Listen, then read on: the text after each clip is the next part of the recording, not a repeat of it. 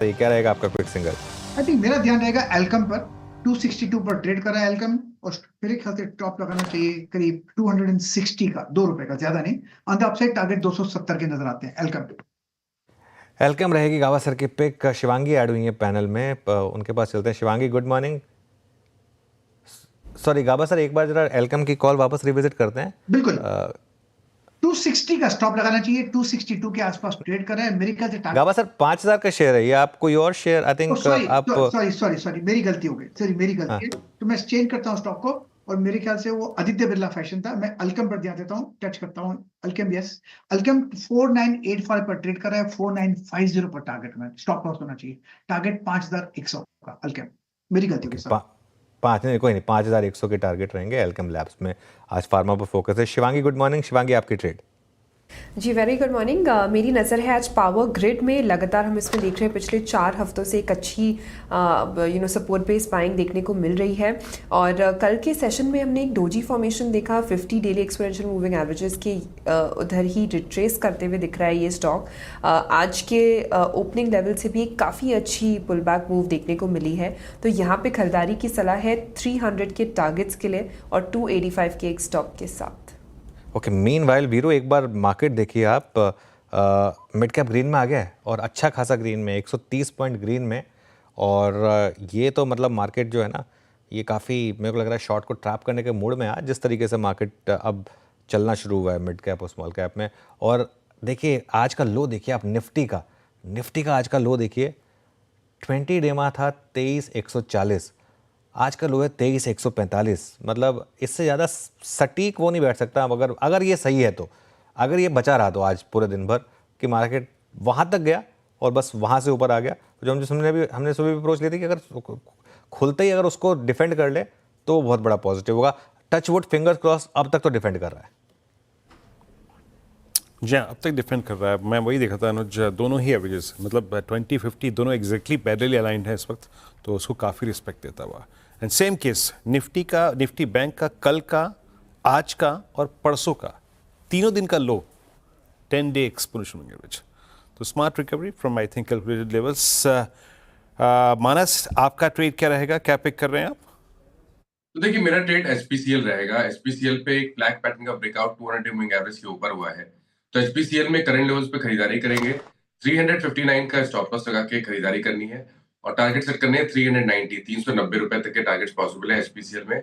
अगर चाहे तो 370 वाला कॉल ऑप्शन जो 14 रुपीज के आसपास ट्रेड हो रहा है, उसमें 8 रुपीज के स्टॉप लॉस से खरीदारी करिए, और इस ऑप्शन में 25 रुपए के टारगेट सेट करिए। ओके, HPCL एक बार प्लीज स्पॉट स्क्रीन पे रखिएगा। यहाँ पे 370 की स्ट्राइक की कॉल ऑप्शन भी आपके पास विकल्प है, और H369 ये ट्रेड करता हुआ। आशीष बहती जी, आपका ट्रेड? जी वीरेन जी, एनटीपीसी पे खरीदारी की सलाह रहेगी। यहाँ पे सेटअप अच्छा बन रहा है, और जिस हिसाब से पावर स्टॉक्स में मोमेंटम बन रहा है, यहाँ पे पोजीशन बनाई जा सकती है। जो स्टॉप लॉस इसमें मेंटेन करना है वो 350 का एक एसएल मेंटेन करे। ऊपर में हमें लगता है 362 और 367 तक के जोन देखने मिल सकते हैं। ओके, एनटीपीसी पर एक अच्छा मोमेंटम इस समय आपको नज़र आएगा। राजेश जी, आपने क्या पिक किया? मुझे देखिए नजर फार्मा पे है, लेकिन मैं जस्ट देख रहा था कि गैप से खुलने के बाद कहीं पे प्रॉफिट बुकिंग आती कि नहीं। मुझे लगता है जिस तरह से ये स्ट्रेंथ को मेंटेन किए हुए है, आज फार्मा थोड़ा आज फोकस होना चाहिए लॉन्ग साइड पे। तो ग्रैन्यूल देखिए, ग्रैन्यूल का चार्ट मुझे अच्छा लगता है। पिछले अगर आप देखें 10 दिन से जो करेक्शन था, it has landed exactly on 10 and 20 DML level.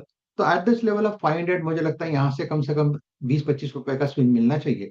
तो 500 के ऊपर डेफिनेटली ग्रैन्यूल चलेगा। स्टॉप लॉस जो होगा वो रहेगा 490 का।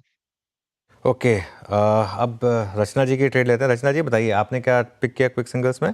जी मेरी तरफ से मुथूट फाइनेंस रहेगा। मुथूट फाइनेंस के फ्यूचर्स को हम लॉन्ग कर सकते हैं। 2390 के करीब है, 2360 का एसएल लगाना चाहिए इसमें, एंड अपसाइड पे इसके टारगेट हो सकते हैं 2420। ओके, मुथूट फाइनेंस, यहाँ पे ट्रेड्स पूरे हो गए हैं। और गौरांग जी, ये आपका व्यू क्या है इस ओपनिंग के बाद, सधी हुई ओपनिंग के बाद? और आप देखिए, हमने रीसेंट लोज को, मतलब पिछले 3 दिन के स्विंग लोज को किसी भी इंडेक्स ने नहीं तोड़ा, चाहे वो निफ्टी बैंक हो, चाहे वो निफ्टी हो। हाँ, निफ्टी आई थी आपका दिक्कत में, आज भी करीब 1000 पॉइंट के लॉसेस को। तो बाजार बहुत अच्छी तरीके से बाइसेक्ट कर रहा है स्ट्रेंथ और वीकनेस को, कंप्लीटली आई थी बैकफुट पे। और अभी आपको क्या आई मीन अच्छा लग रहा है इस प्राइस पे, जिस प्राइस एक्शन को देख के आप वाकई इंप्रेस हुए हैं आज? तो वीरेंद्र देखिए, अगर छोटी मध्यम अवधि का आपका नजरिया नहीं है तो जैसे अनुज भाई ने कार्यक्रम के शुरुआत में टिप्पणी करी थी कि अगर आपका नजरिया लंबी अवधि का है तो आईटी क्षेत्र में सक्षम मजबूत शेयर में निवेश करने का नजरिया रखें। चौथी तिमाही के नतीजे ऐतिहासिक स्तर पर वीरेंद्र आईटी क्षेत्र के कमजोरी आते हैं, तो ये भी एक दूसरा कारण है। तो आईटी अगर आपका नजरिया लंबी अवधि का है तो ये जो निचला स्तर हम देख रहे हैं ये निवेश के लिए मौके हैं लंबी अवधि के आधार पर। इसके अलावा अगर मुझे कुछ और चुनना होगा, और मैं ये मानता हूं बाजार जिस तरीके से आज प्रतिक्रिया दे रहा है वीरेंद्र, मुझे लग रहा है कि आज बाजार बंद होते होते मेरे ख्याल से हम काफी बेहतरीन तरीके से ऊपर की तरफ उभरेंगे, ऐसा मेरा मानना है। और ये जो औपचारिक स्तर पर प्रतिक्रिया देनी थी टैरिफ को लेकर के आज हमने दे दी है। बड़ा करेक्शन पहले ही हो चुका था टैरिफ को लेकर के। तो सीमेंट क्षेत्र में मैंने पसंदीदा स्टॉक में रामको सीमेंट का जिक्र किया था। इसके अलावा एक और क्षेत्र है जो ट्रम्प की मार से पड़े हैं, टैरिफ की मार से पड़े हैं, वो है ऊर्जा उत्पादन क्षेत्र। वहां पर आप Tata power, NTPC, Torrent power, JSW energy जैसी कंपनियां हैं जहां पर आप नजर रख सकते हैं। और मेरे ख्याल से जिस तरीके से गर्मी का प्रकोप बढ़ रहा है, ऊर्जा की मांग और खपत ऊपर की तरफ जाने की पूरी संभावना है।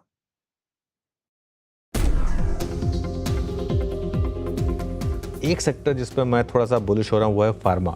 मेरा ये मानना है कि आज शाम को जो भी अनाउंसमेंट आएगी, कल सुबह फार्मा इंडेक्स शायद एक सॉर्ट ऑफ बॉटम बनाए, वहाँ से एक अच्छे मूव आए आपको। रिस्क रिवॉर्ड भी काफ़ी अच्छा है यहाँ पर। आईटी और ऑटो को थोड़ा अवॉइड करें।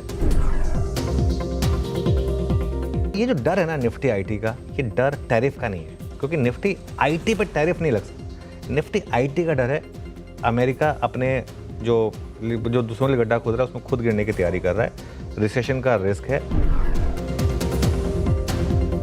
आईटी और फार्मा हमारे दो सबसे बड़े सेक्टर हैं जो यूएस फेसिंग है, वो उसमें टैरिफ लगाना मुश्किल है। फार्मा एक ऐसा स्पेस है जो यूएस को सस्ती दवाइयाँ चाहिए, इसके लिए तो हमारी जेनरिक कंपनियां वहाँ पर हैं, तो वहाँ टैरिफ लगना मुश्किल है। रिस्क रिवॉर्ड के हिसाब से अगर आपका नज़रिया 1 महीने से लेकर 2 महीने का है, वो है pharma. US based pharma stocks जो हैं वहाँ पर आप फोकस करिए। स्टॉक्स काफ़ी अट्रैक्टिव लेवल पे आ चुके हैं और उसमें आपको एक और सपोर्ट मिलेगा। मैं जितने भी ब्रोकरेज नोट्स पढ़ रहा हूँ ना, सब में एक चीज़ निकल कर आ रही है कि सबसे शानदार अर्निंग्स अगर इस क्वार्टर में किसी एक सेक्टर की आएंगी तो फार्मा सेक्टर।